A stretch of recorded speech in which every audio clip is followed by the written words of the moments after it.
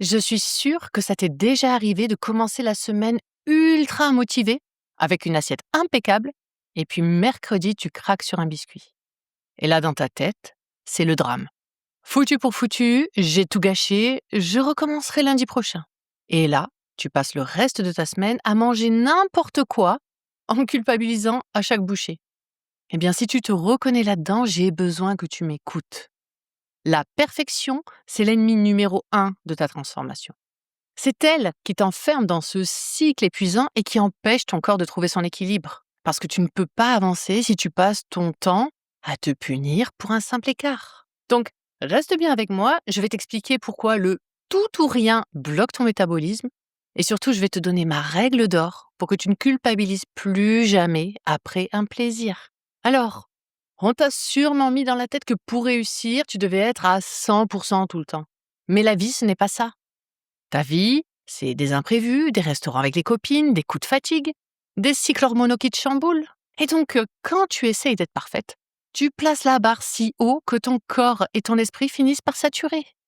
Et c'est là que ton stress explose. Et tu te rappelles de ce qu'on a dit sur le cortisol. Il bloque tout.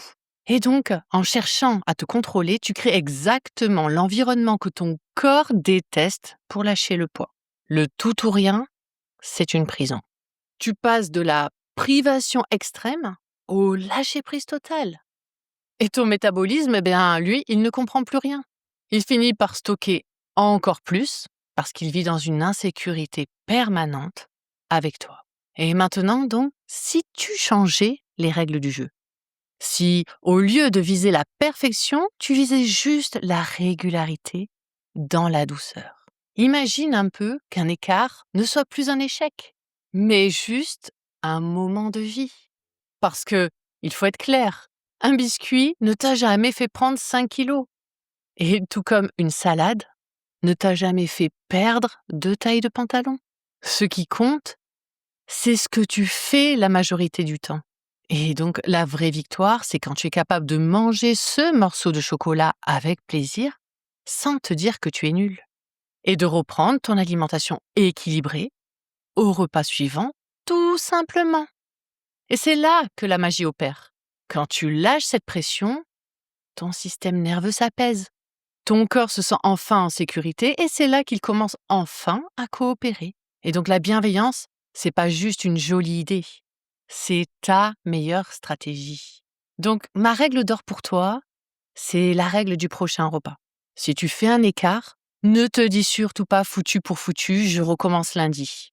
Et surtout, ne fais pas l'erreur de vouloir compenser, soit en sautant le repas suivant, ou alors en ne mangeant qu'une feuille de salade. Non, dis-toi juste, mon prochain repas sera normal et équilibré. Et c'est tout. Et ne compense parce que quand tu ne compenses pas, tu montres à ton corps qu'il n'y a pas de famine, pas de stress, juste que la vie continue. Et donc, ça enlève la culpabilité, ça coupe le cercle vicieux. Et ça prouve à ton métabolisme que tu es constante, même si tu n'es pas parfaite.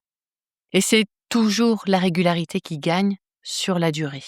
Donc c'est cette approche qu'on cultive ensemble dans le cercle des corps réconciliés.